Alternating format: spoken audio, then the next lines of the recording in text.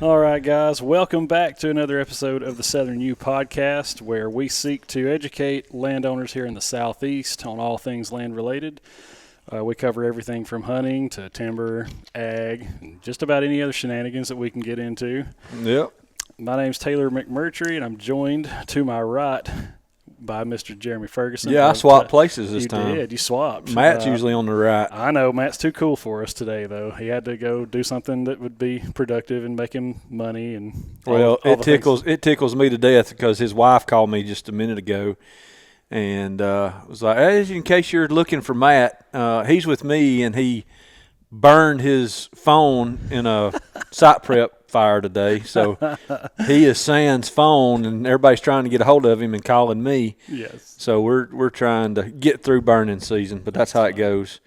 I laughed at him really hard, and him and Karen both were a little upset because it's not cheap to go buy, $1,200, $1,300, $1,400 phone. I know. I don't know what they cost. And now. I've burned two of them myself, so I've been there. Well, it made it funny to me. At least they weren't your phones, though. They were state phones. Correct. They weren't state phones then. I burned a Cetera phone and a phone from the first consultant that I worked with.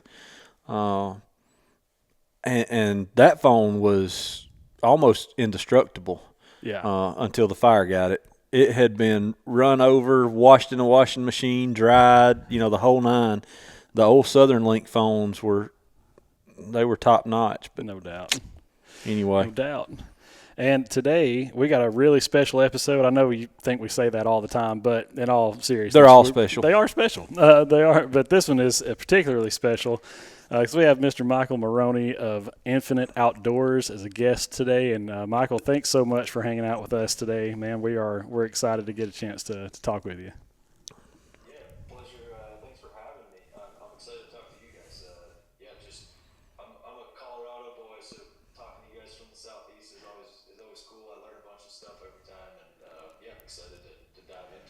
It's okay. You can say, "Hey, I don't understand what you're saying. Yeah, I don't understand. Your accent is killing me." You can say, "Hey, at least Matt's not here because I don't know that Michael would figure out what an acorn was." Yeah, that's true. If he starts popping off about acorns, you'd be like, "Huh?" Our other partner has a really thick accent from way out in the boondocks, so it's he can tone it down when he wants to. But when he really gets to talking, it gets thick. It's funny because he's from Fayette, Alabama, but when he's really excited and he wants to tell you where he's from, it sounds like he's fat. Yeah. Alabama is what it sounds like. Or fat, just fat. F-E-T. Yeah, fat Alabama. I'm the minority here, so I guess I'm the one with the accent, probably, more than anything. So no, I think you talk like a normal person, and the rest of us talk not too bad. No, but seriously, Michael, thanks for hanging out, man. I am very much excited about hearing exactly. I want our listeners to get an idea of what Infinite Outdoors is, what you guys do. I've kind of gotten a chance to talk with you a little bit, kind of before we, start recording, turn cameras on, that sort of stuff. But just kind of a quick intro, I guess. I don't want to butcher that, so I just rather you maybe tell us a little bit about you and also about Infinite Outdoors as well. Yeah, absolutely. So Infinite Outdoors, the kind of elevator pitch, as you would say, is we started back in 2020 as a platform to kind of connect landowners and hunters and anglers to help provide more access to private land. So what we do is we work with landowners, bring them onto our platform, and then help them manage their properties, help them set calendars, help them set dates for access, things like that. And then people can go on to our mobile app or to our website and create an account, and then go on and book adventures, book hunting trips, fishing trips, kind of anything as they please. So kind of whether they want to go waterfowl hunting for a day, they want to go sit in a duck blind, or they want to go, come out west and chase a mule deer, things like that. They can go onto our app. And basically it's a way for them to book a property that's already been vetted. We work with, our team of land managers and biologists to kind of make sure the properties are of good quality, so people are going to have a good experience, and then they can go out and hunt or fish and get access to areas that they wouldn't have had previously and essentially pay the landowners a trespass fee. So the landowner's making some money, and people are getting quality access and they know what they're getting. Our app has, offline maps and everything like that so that people know where to go. They know how to get there and can go have a good experience on somewhere they wouldn't otherwise be able to go to. So Is it That's really cool. primarily short term, like hunting trips, or do you do season long leasing? Right now, we just do short-term stuff. So Okay. that allows it. Kind of the whole premise and how it started was we had some landowners that approached our co-founders and were like, that they had known, and actually some of our co-founders' properties themselves, with like, they wanted to help profit or they wanted to make a profit off of their hunting stuff, but they didn't want to lease away their ground because they wanted to still be able to hunt it. And so that's how this whole idea came to be was like, hey, I know I have a valuable resource here, and I know that, the recreational assets that they have on their land, whether they're going to sell fishing trips or elk hunting trips or whatever it is. But then if they, in the past, they had, leased it away to an outfitter or leased it away to a private group, and then they couldn't go hunt it. They lost all Mm-hmm. recreational rights. So in this aspect, they're just doing day leases so they can set. We have guys that, they like to duck hunt with their kids every Saturday. So we go in, help them manage the calendar, or they set the calendar days so that, they open up 2 days a week that they allow people to come out there and duck hunt. And then, it's rested. And then, they can go hunt it Saturdays if they want. And sometimes they don't hunt it Saturdays, but they have it open for them. So Mm-hmm. that's why we stick primarily to the short term, the day lease kind of stuff, is so that the landowners can keep control of their calendar and keep control of their property and Okay. not lease away their hunting rights all together. So kind Yeah, of that, works well that's that way.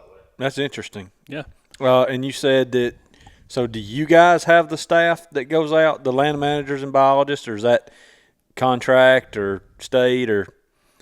It's a little bit of both. It's like so myself, my background is actually in like restoration ecology and fisheries biology and stuff. So I do a little bit of I'll go out and meet with landowners, specifically if they're kind of in the Colorado, Wyoming, Mountain West area. We have some contractors elsewhere that will go out and meet with them. We try to see every property as we bring it on, and if we, you know, sometimes that'll be like we'll go out and we'll book the property first before anybody else does to kind of make it a fun trip as well. So we get to go hunt it. Yep.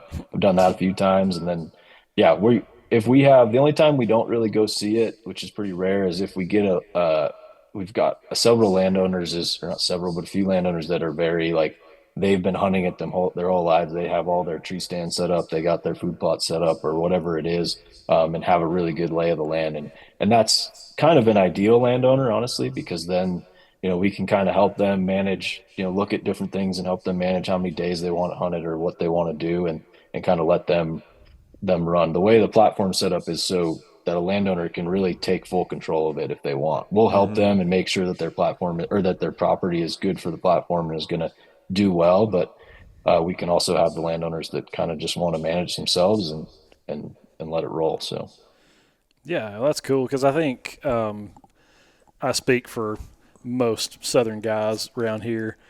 Everybody around here kind of has that dream hunt in their mind of like, man, it'd be cool to go and chase elk, or it'd be really cool to go chase mule deer, or pronghorn. Jeremy is absolutely possessed by the pronghorn. Yeah. So, people want to do that, but like someone like me, I think I would enjoy it, but I don't think that I would enjoy it if I was to just go and have no clue. Have no idea where I'm going. I don't know how this terrain. You know what I mean? Like going out there completely blind to me does not sound fun. That sounds like a nightmare. But going out there where you've got a little bit of an idea of what to expect, and that hey, there's animals that have been harvested here. You know what I mean? There's a huntable population of these animals here, and you actually stand a chance of being, somewhat successful. That I think would probably resonate with a lot of people around here. yeah, absolutely. We get a lot of people that come from like say the East or, Southeast or Midwest that want to come out and chase because a lot of our properties, we started in Colorado and Wyoming. So we've kind of expanded from there, but we get a lot of people that, like yourself want to come chase pronghorn, or they want to shoot a mule deer, or they want to chase elk, something like that. And that definitely helps because I think we found that there's a huge, population of hunters that they they don't necessarily want to guide, but they want to make sure that they want to increase their chances. They're making this Yes. investment Yeah. to come out west or to go wherever. And they're like, hey, I drew this tag, so wherever, and I could go to public, but public can be pretty crowded, in certain spots. And so, I've already invested in the tag and in travel and everything. So, we're lucky enough to where we can work with the landowners, and because the landowners are getting paid directly for every person that comes out there, it keeps our prices down and everything like that. So it's still not a huge investment, but you're increasing your chance of success like exponentially. For sure. I mean, for example, like I've got one of my best friends. You guys have heard me talk about him here, Jake. He went out west one time, and it just like he got the bug, and now he can't hardly even hunt around here. It's just so boring to him. Yeah. It's just like I get that. I have no interest. It's just not the same. He wants to go live on the side of a mountain for 10 days and eat MREs, and that's his. Like, I he don't just want loves to do it. that. And so like he just got back from New Mexico, and he called me. Yeah, I'm going to New Mexico. Deer tag out there for mule deer rifle, and I'm like, okay, that's cool. Who are you going with? Oh, no one. I'm just going. I'm like, what? Like, you're just gonna go and have no idea? Yeah. So like I said, for me, that sounds like a gigantic waste of money in the travel and the tags and all that kind of stuff. But like I said, maybe it's not a totally guided hunt, but just knowing that you're increasing your chances to some degree, to be a Yeah. little bit more successful. That I think would be very attractive to a lot of people. Yeah.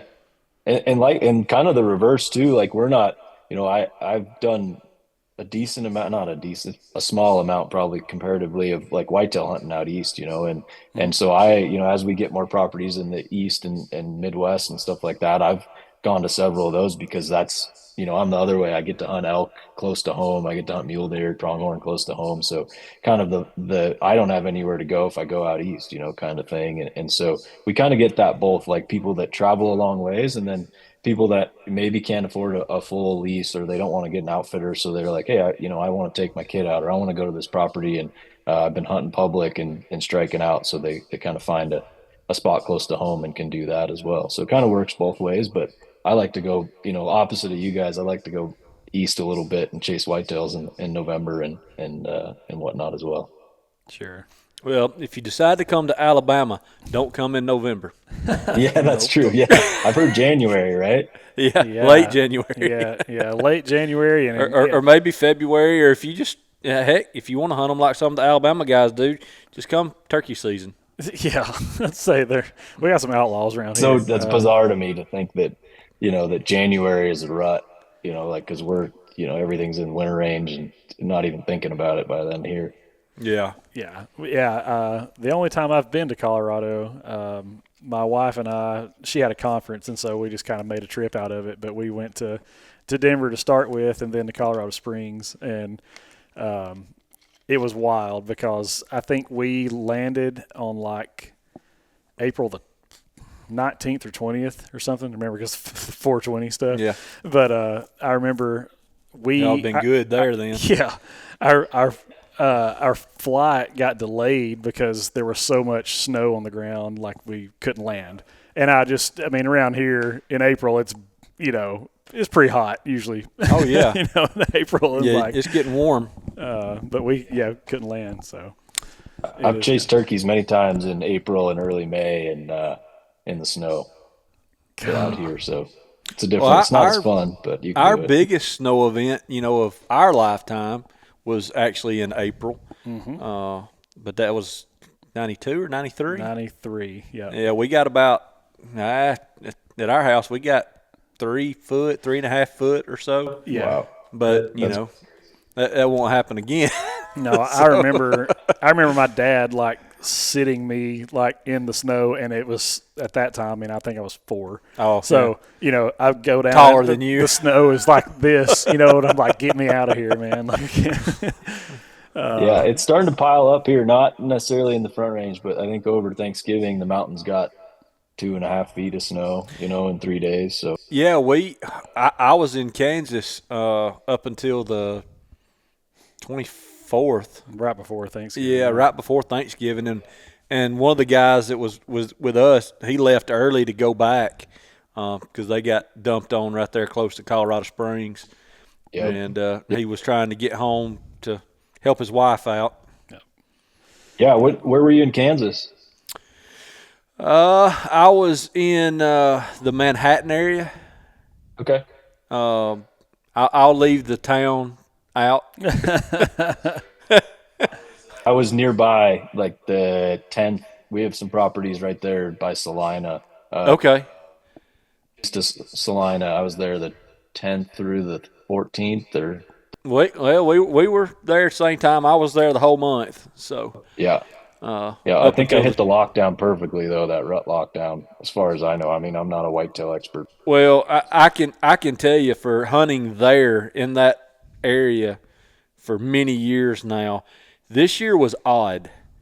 One, it was windy and it was hot, which it's always windy in Kansas, but the temperatures late right there, right before Thanksgiving, were warmer than I have seen in the last, I know, 8 or 9 years.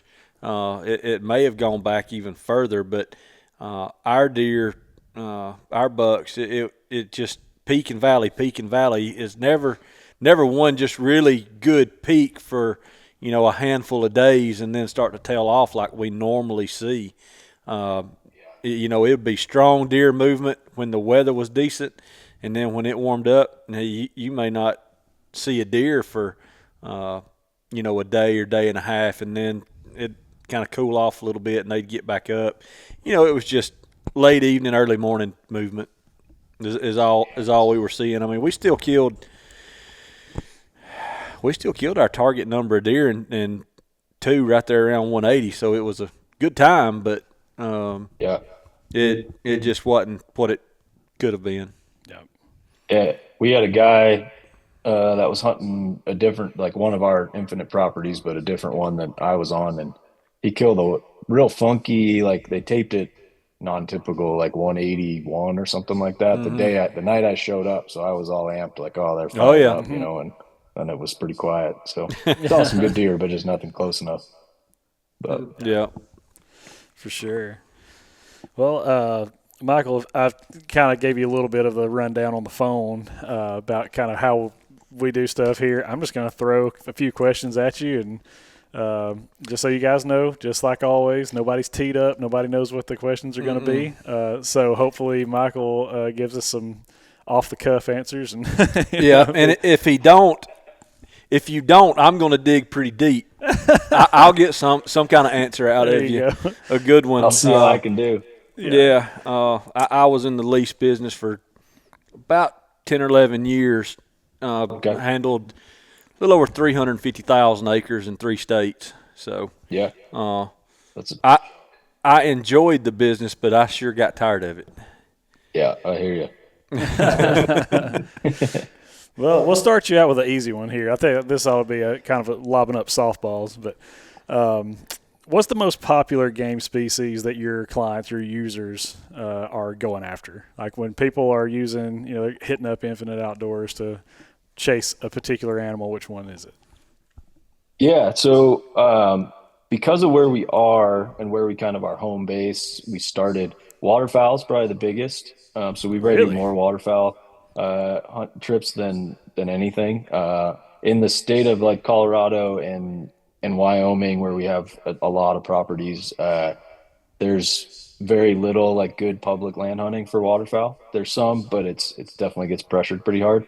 So we have a lot of landowners that provide access to their field. So waterfowl is our number one. I would say number 2 is pronghorn, because like we talked about earlier, everybody wants to come out, and it's that pronghorn don't have a huge range comparatively to the whole U.S. and so if you eastern Colorado, the whole state of Wyoming, for the most part, is the kind of the mecca, and in a lot of ways. So we get a ton of antelope and pronghorn. It depends on where you are. Antelope in Wyoming, pronghorn the rest. Yeah, and shame on you Westerners for making it difficult for us to get a tag. I know.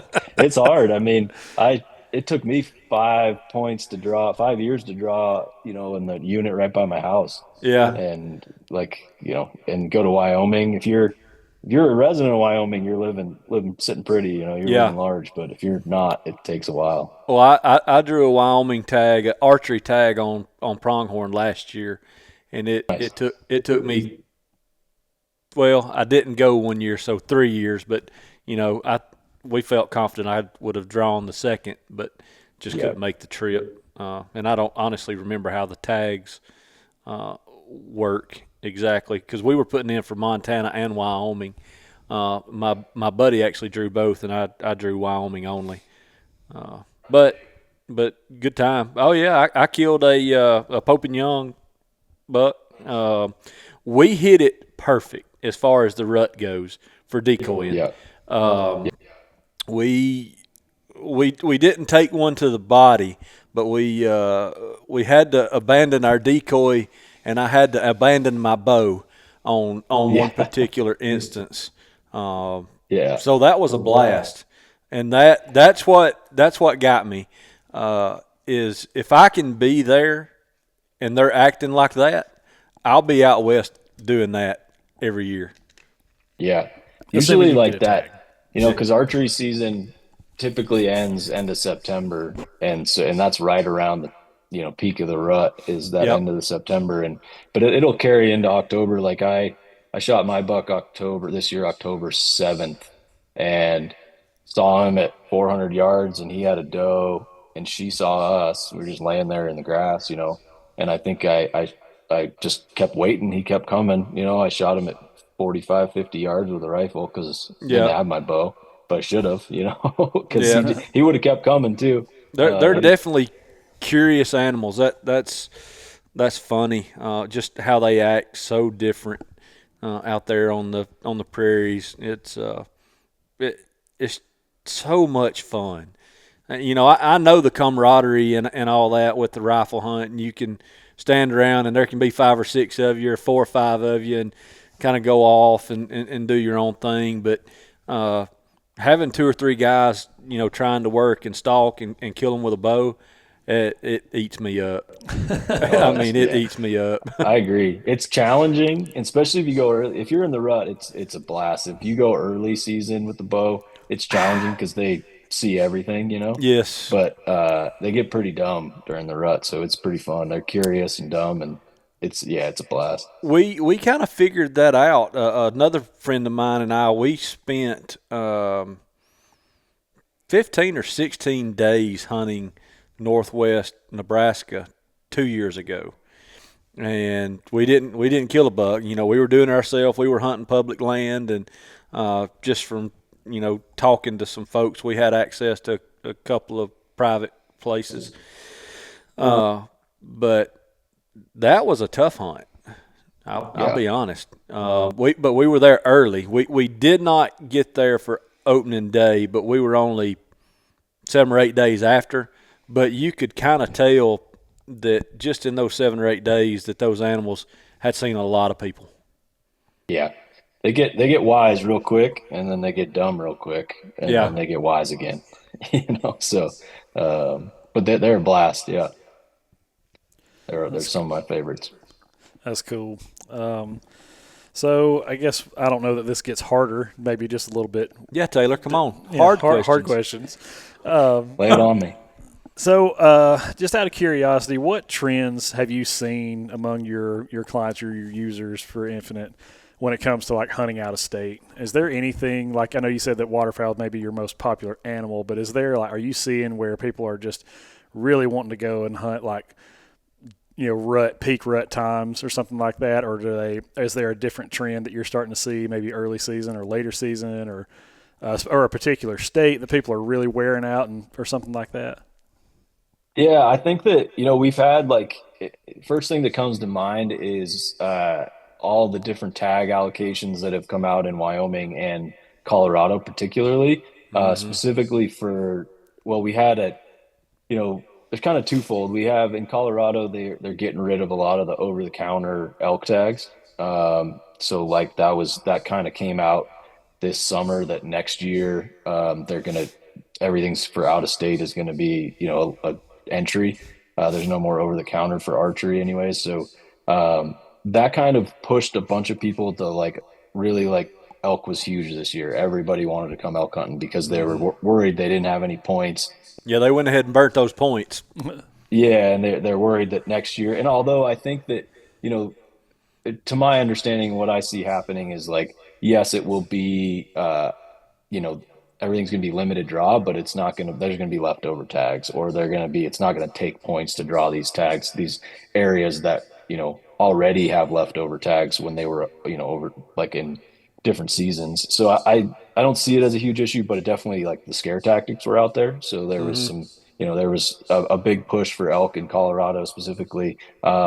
We had a weird trend. So 2 winters ago, we had a really bad winter in Wyoming, especially Western Wyoming, Northwest Colorado, and the antelope got hit really hard. The mule deer got hit really hard. The elk got hit hard, but not as bad.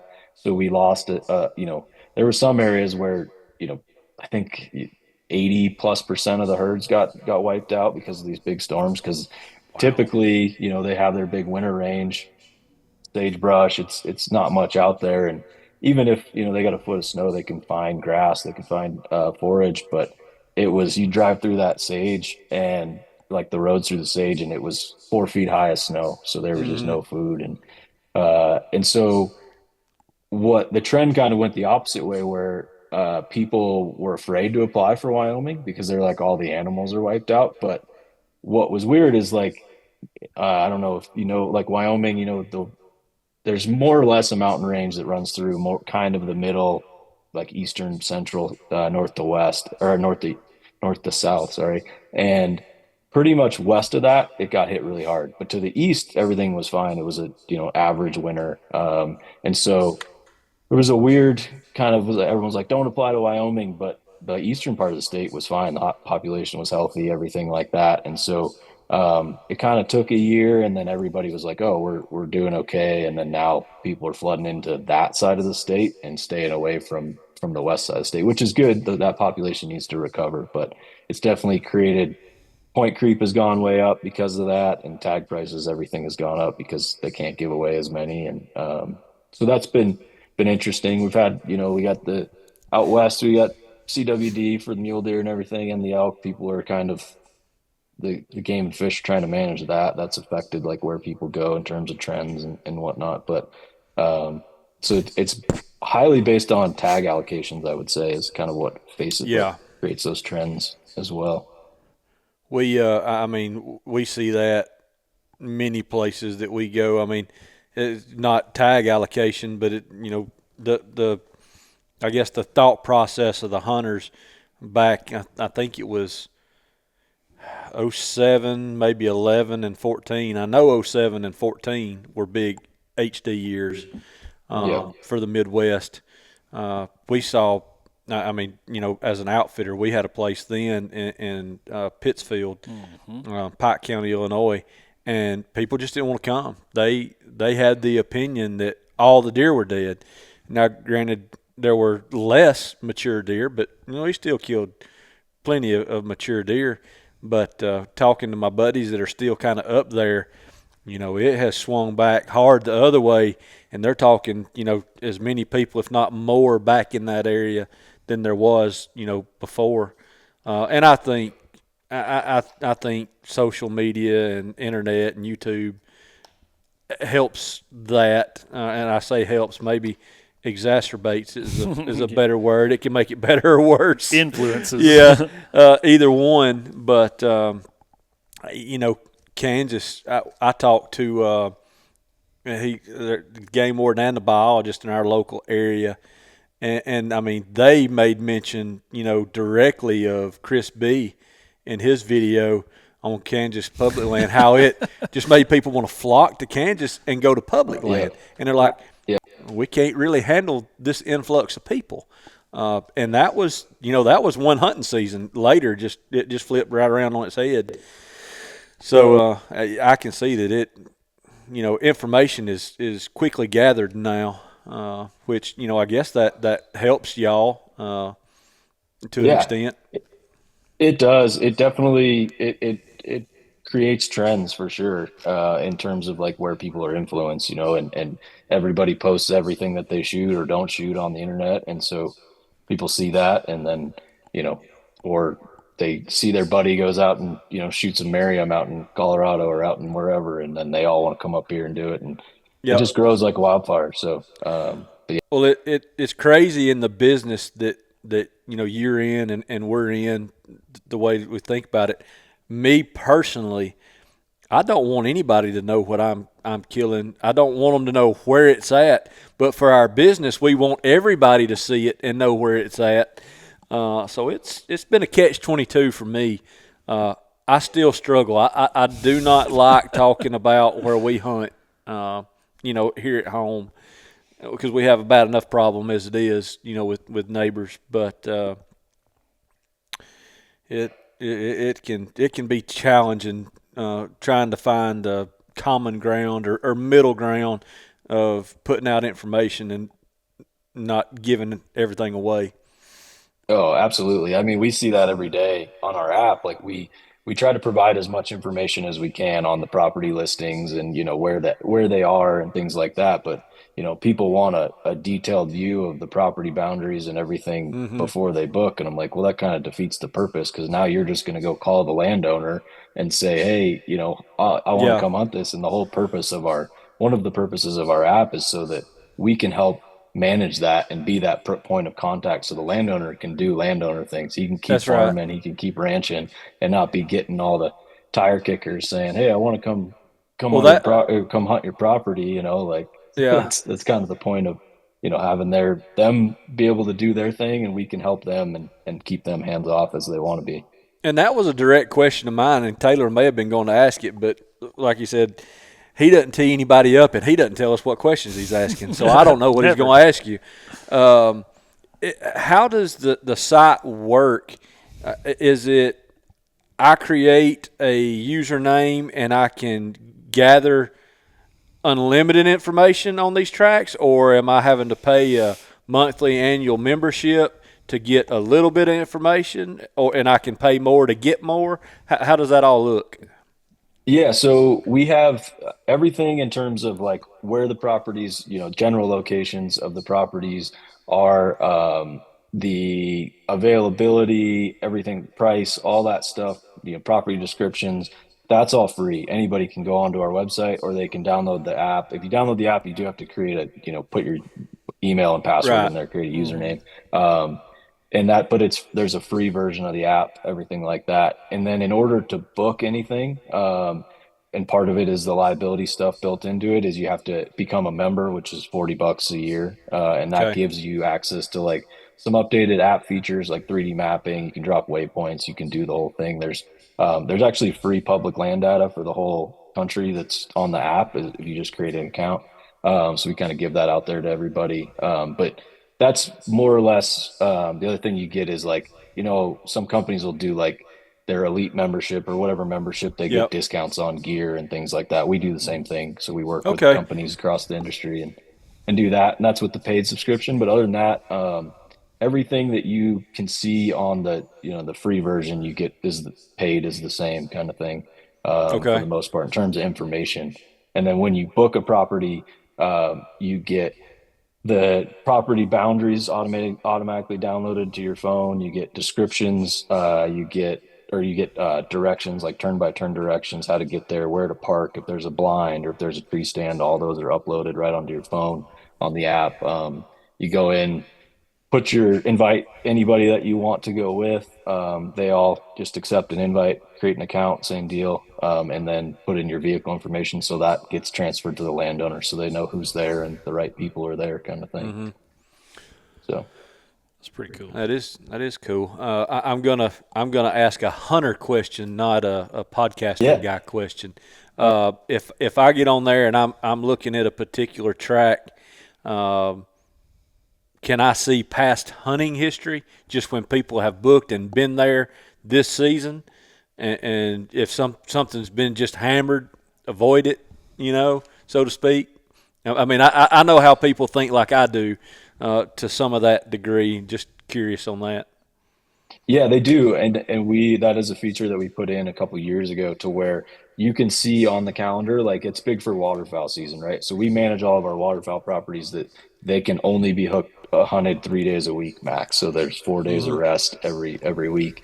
But you can still see the way the calendar kind of works is we set it with rules to where like it can, most of the time it's not hunted the day before, but you can see. So like if there's an opening, you could see the past 3 weeks on the calendar and there's red dots where it's been hunted. So it's like, Okay. okay, this got hunted 3 days last week, one day the week, or the week before, and one day earlier this week, but it's Saturday, hasn't been hunted since Tuesday, so it's gotten a couple days of rest, and then you Right. can kind of book it, so you can see that back a few weeks, usually that Okay. calendar month, and then And you of can course, see all the folks. reviews right there on it too.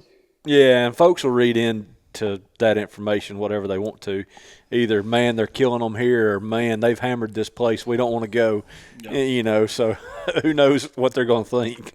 Well, and like, I mean, Like you guys, how it goes. It's like sometimes it doesn't matter. You can hunt it every day, like, Absolutely. and then other days it needs 2 weeks of rest, and we try to manage that, especially with big game and turkeys and things like that, as much as we can. And then uh, waterfowl, it's kind of pretty set that because the landowners still want to provide access. We can't close them off to where it's one day a week, then it's kind Right. of pointless, right? But if we rest it 4 days a week, that seems to work pretty good. Yeah. yeah. So. So, what about like, can you schedule these dates way in advance, or is it kind of a first come, first serve type thing? Yep. So you can schedule big game, turkey, um, fishing, stuff like that as far out. Like we typically open those up. Like you could go on and say, "Hey, I want to book whatever November 15th for a Kansas property next year." You can go on and you can send out like book that date basically. And the way it works is you're requesting to book that date. So the landowner will get an email and say, "Hey, so and so has requested to book this day next year."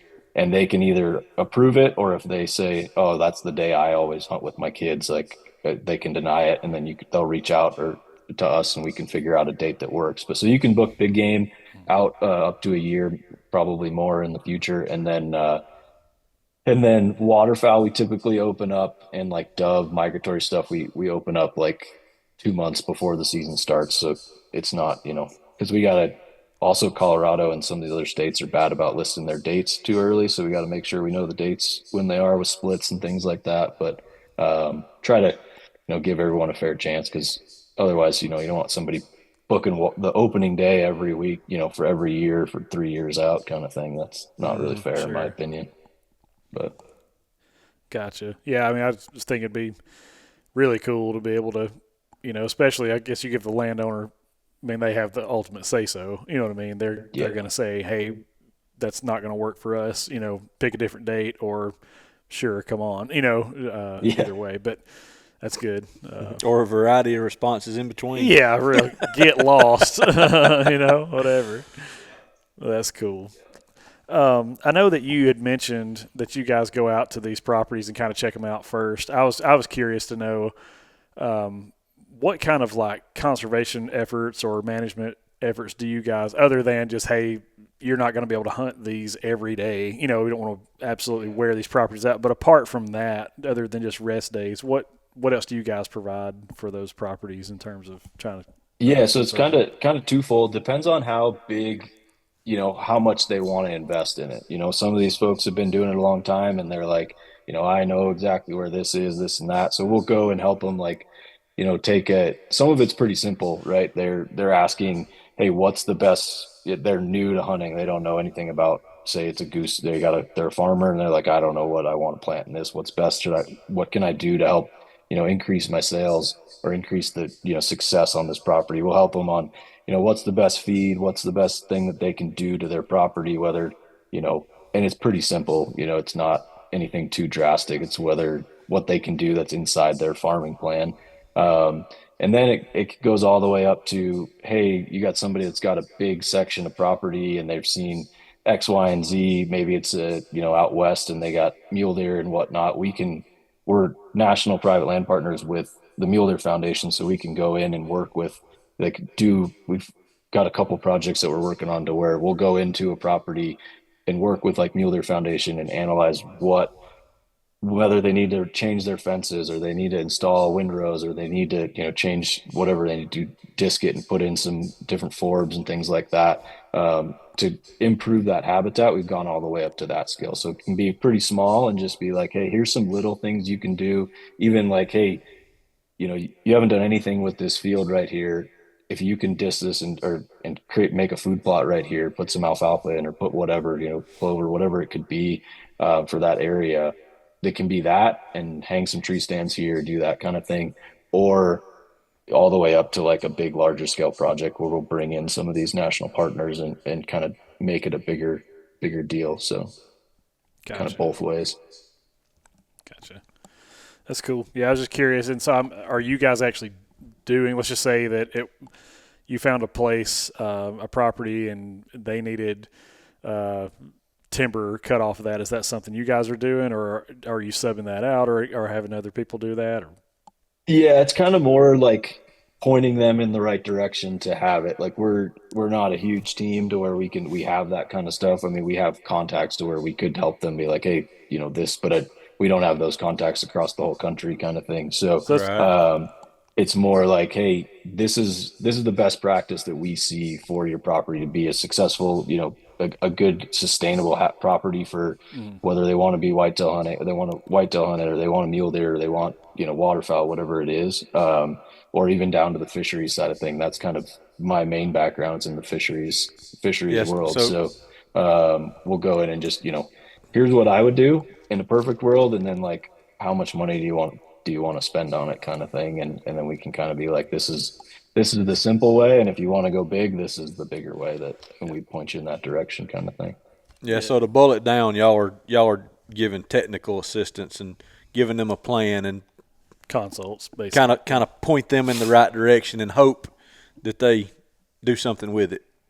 Yeah, exactly. And they can see it, right? So like, they could maybe not do anything and they might sell a couple turkey hunts or they might sell whatever it is. And it's not any cost. It doesn't cost them, the landowners, anything for us to come look at them because it helps our business and it helps them in the long run. But and then if they go do something and all of a sudden more turkeys are showing up or bigger whitetails are showing up or they have a better, they're seeing improvements on that, they can end up charging more and then they can end up, making more money in the long run. So Yeah. it's a long play. You're not going to make all that money back on in year one, but you got a better property in the long run. So Sure. yeah, it's more. Here's what we would kind of consulting on a small level. You mentioned another one of my topics. That's pay. Does the landowner strictly pick, or do y'all strongly guide that landowner and then let him pick? In terms of what he charges, kind of thing, or Yeah. what prices are. Yeah, Yes. yeah. It's I'd say strongly guided is a Okay. good way to do it. So we have, based on all the years we've done it and where what's been successful, kind of like, here's what, you could charge this if you want. You can set your price there, but I can almost guarantee you you're not going to get the amount of bookings as if you charge this, and we can Right. push that. We can market that better. We can, get more bookings, and more bookings usually is a good thing because your reviews build up and then people start seeing it That's right.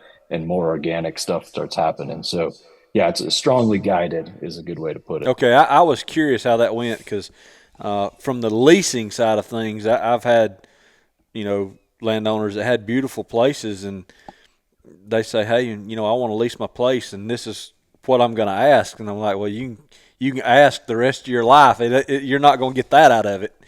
Yeah, Um, exactly. so I was curious. Oh, go ahead. No, I was just saying I was just curious on kind of how that worked. Yeah, and it's kind of funny out west. Some of the places like we've started to build a little bit of a reputation because some of the landowners have realized that they can make a lot more money doing it the way that we do it Right. than somebody just paying them X amount of money for a lease. And because they're getting the return on that every time someone comes out. They're getting a check, every month for however many people showed up. So um, it's definitely changed, and we've been able to talk to people and been like, hey, instead of charging this, let's lower it a little bit. You'll get more people. You're going to end up making more money in the long run. I know it seems like less, but it's going to work, kind of thing. So just Yeah. trust us. And and usually does. So. Gotcha. That's cool. Um, this got the last one I've got right here, but it's more landowner centric. But if a landowner was interested in maybe getting hooked up with you guys, what's the best route for that, or how do you guys find landowners that are willing to have people on their property? Yeah, so the first part of that is that we have like on our website, go on there and just there's a landowner page and everything like that. You can find it from the homepage, and just go up and you can set an appointment with us and kind of set up your a consultation more or less, and that'll go to myself or one of our land managers, and we'll kind of reach out, talk you through it, say, okay, get an idea of where it is, what it looks like, kind of do our own version of kind of e-scouting in a way, and kind of get a lay of the land. I usually go in and dive into some of the data that's out in those different areas from, different game and fish organizations and whatnot, and then try to set up a time to go meet them. And then, yeah, in terms of us finding landowners, we reach out to people. We get a ton of people that a lot of landowners that find us organically, or they've heard about us on something or another, and then or their friend had it, like, or family member or whatever it is, or they heard about us from a hunter sometimes, and kind of see that. We'll get, I think some people have been turned down. They try to go ask for permission and they can't, and then they call us and say, "Hey, have you ever talked to these guys?" And sometimes that works where we'll call them and they Yeah. they Yeah. understand that. And so it's kind of the world we live in. I think in some ways it's unfortunate. Some ways it works out really well to where, the world of here's a six pack of beer and a handshake, can I go hunt your property, is becoming harder to do. And a Yep. lot of that has to do with, liability and things like that we help the landowners with. So they see that and they're like, oh, I can be covered and also, have get some money on the side, and Yeah, I have noticed a distinct difference in the last few years, and exactly what you're talking about. And it seems, just anecdotally to me, it seems to be very closely correlated to the age of the individual that you're working with. yeah. If it's an older farmer, he might say, "Hey, go get me a fifth of Crown or a six pack of beer." And you talk to his son that's in his, mid 40s, and he's like, "Heck no, you can. This is what it's going to cost. We want, insurance paid and certificate of coverage. They're going to run the gamut on you." Yeah, absolutely. And we don't necessarily want to, like, that's kind of like a weird thing, right? As everyone goes in and they're like, "Oh, you're privatizing the hunting industry." Not necessarily us, but like the industry is getting private, and it should Mm-hmm. be. But we want, like, our whole main goal is, and our mission is to try to get as much access to as we can, for Right. people to go experience, and these places that otherwise, they'd say no every time, kind of Uh thing, huh. or it was nobody could ever go on this property. And we have several ranches like that where they've been locked up by some big landowner and they didn't ever let anybody on it. And we went and talked to them, say, "Hey, you'll see every person's going to be on here. Here, yeah, you're going to make a little bit of money on the side, and we'll cover the liability stuff's all built in."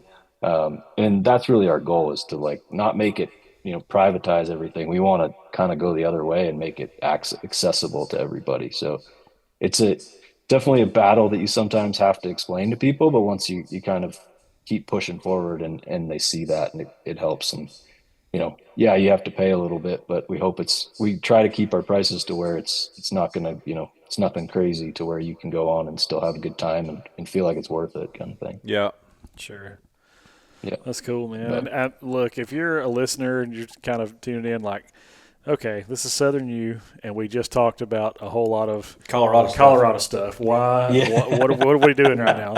I just think it's cool because, like I said earlier, there's a lot of people in the Southeast that have aspirations of hunting elsewhere. They want to go other places. They want to hunt other animals and even fisheries. I mean, I got a chance to fish, I think it was called 11 Mile Canyon when I was out in Colorado. That was amazing. That was like a bucket list thing for me. I paid for an extra bag to check on the flight to take my fly rod, and, like, I wanted to catch a, like, native trout, like, you know what I mean? I want to do the whole thing when I was out there. Bluegill not good enough? No, it's not. Nothing wrong with them, but there's a million of those around here. But so I caught like 3 browns and a couple rainbows, and had the time of my life out there. But there's people around here that could absolutely benefit from what you guys are offering. So, I would love that option. From time to time. The unique thing about Alabama is we've got about 6 different ruts that you can hunt. Yep. So if y'all had properties, in all 6 of those, be like, man, let's chase this rut around. I'm gonna go up to so and so's today, and next week I'll go to the other side of the state. So that would be very interesting.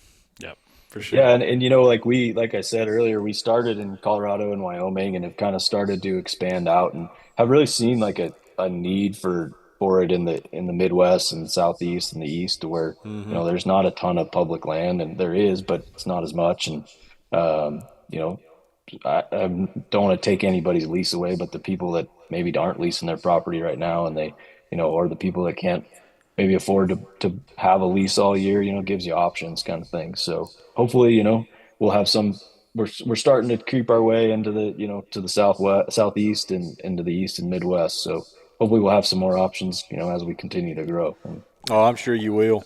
Yeah, there's the hunting industry, as you know, and the hunters are changing drastically, and I think there's going to be a lot more people consuming the services that you guys are offering in the next few years. Yeah, I really do. Hope is that we can have access that otherwise we wouldn't be able to about anywhere. So right. Well, I mean, I think it's really cool that the landowner kind of still maintains all control, and like it's not a season long lease type thing, because from what I've gathered in our conversation, if a landowner says, okay, I'll allow someone to hunt the month of October, but after that, then I'm shutting it down and I'll keep it for myself the rest of the time, or what, they can do that. And so I probably makes it a lot more attractive to landowners if they go, I know that someone isn't necessarily going to be on my property all season long. Those sort of things probably goes a long way. Yeah, and knowing when they're going to be there too. Like you get an email and a text saying, "Hey, John Smith driving a gray Ford with this license plate's going to be here tomorrow.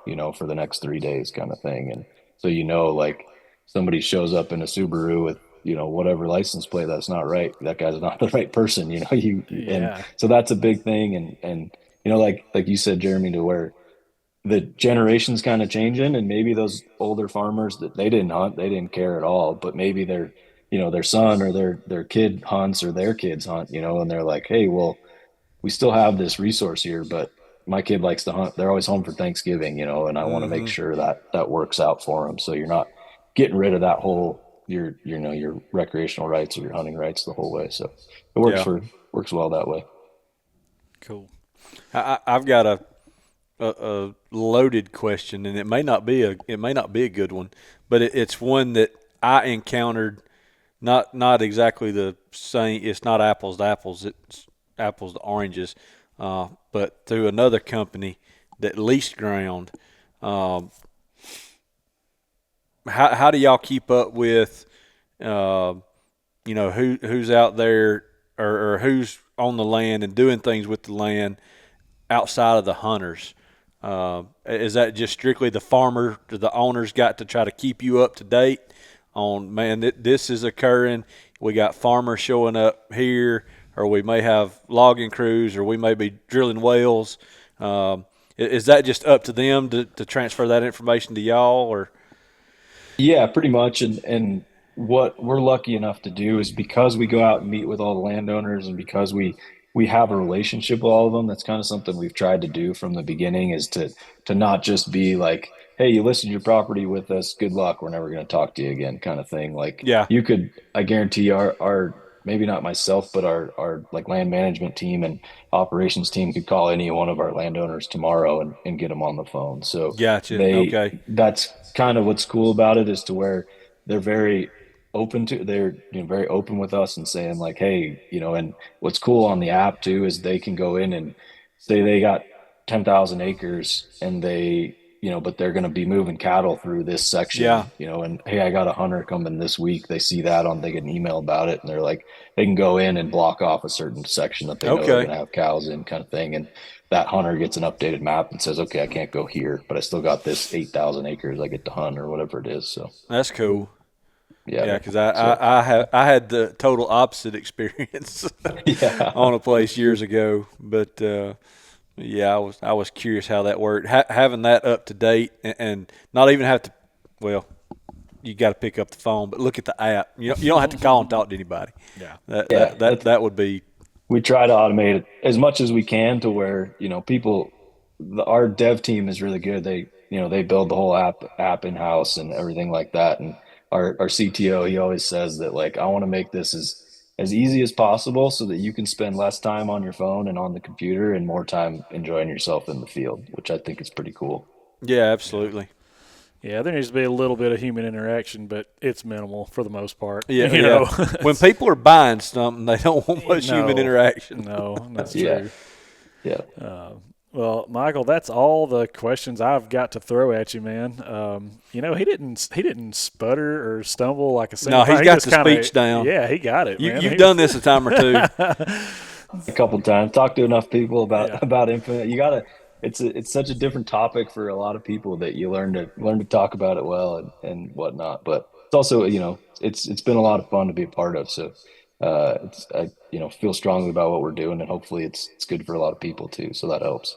No Yeah, doubt, absolutely. man. And so, what's the best way for either a landowner or somebody looking to hunt or fish or whatever? What's the best way for them to find you guys? Website or app? Yeah, so the website's infiniteoutdoorsusa.com. You can just Google Infinite Outdoors. And then the landowners, there's scroll down the page, there's a landowner page they can go to and check everything out. And then if you're, hunter or even a landowner just wants to learn more about, how it would look from a hunter's perspective, the app is probably the easiest. You can just download the Infinite Outdoors app. It's free to download, create an account and just kind of explore on there. And then, if you're interested in all the other stuff, or gonna book a hunt, just $40 for the year. It's pretty minimal, and yeah, kind of go from there. Yeah. Okay, so that brought up another question. Uh-oh. If you keep talking, I'm going to have a bunch. um, the $40 a year, does that covers what y'all make? The hunter themselves doesn't have to ante up to anything else.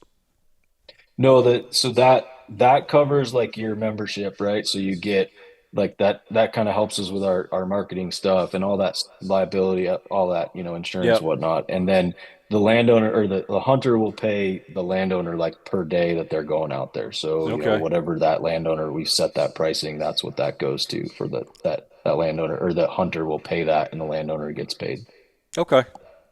But an outdoorsman fee, more or less, is what Gotcha. that's what, the gun fee or rod fee. Yeah. Yeah. That's right.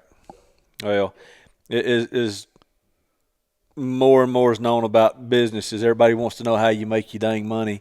Yep. And I hate telling people, but they're going to get it out of you one way or another. Yeah, I know, They right? won't know how you're making money off of them. Yeah. That's right. Well, cool, Michael. Man, I had a blast. I know Jeremy got to ask all kinds of good questions too, and so all you did was wake up the itch that's been suppressed. I'm telling you, it's now bad. He's ready to go back out west. Right? Well, I've got a bunch of my buddies, and I'm trying to talk all of them in. About 10 or 12 folks to go on a DIY public land pronghorn hunt. And it don't have to be public land. I'm just familiar with some places out there after going, so I feel fairly confident I could at least get somebody on a goat. But now it seems like we got an alternative way. Hey, it might be a better place way to figure that. out some land. Yeah. Whenever we'll get you set up on some properties for sure. We got plenty of them. So Yeah, that's awesome, man. Well, like I said, Michael, we appreciate it, and if we can ever be of any help, I mean, we're just a couple of rednecks, and of course Matt's not here, but he's sure enough redneck. But if we can ever be of any help, let us know, man. We're hopefully we'll turn you guys on to some folks here in the South. Understand you already talked to one guy in a location that we know a lot of people down there. But if you do break in there, you will have access to some monster landowners before long. Peanut and cotton fields. That part of the world has a lot of old South money. Yeah, if you get the chance to go down, you'll really enjoy it. Yeah, lots of cotton fields and lots of peanuts. All right. Yeah. Well, yeah, I appreciate you guys having me on a lot. It's been really fun talking to you guys, and awesome. and same. Don't hesitate to reach out, or if you're coming out west, or if I'm coming that way, I'll give you a holler. Yeah, please do. Absolutely. We can put it won't be very big ones, but we can put you on whitetails. Yeah. you can shoot till you get tired of shooting. Perfect. I'm okay with that. Well, guys, that'll just about wrap this one up. We just want to say again, thank you for watching. Thank you for listening. And we do invite you guys to please like, share, subscribe, all the things, all the social platforms that we've got going on, and check out Infinite Outdoors. Absolutely. Download their app, free to download. I think that's a really, really cool mission that these guys have. And I think that people in the South are going to find it useful, especially these guys that get the itch to go out west like Jeremy does. So when all you guys that's listening, when you hear this, hit them up quick. Yeah. Because I'm going to be in front of you. Hey guys, we appreciate you, and we will see you on the next one. Appreciate it.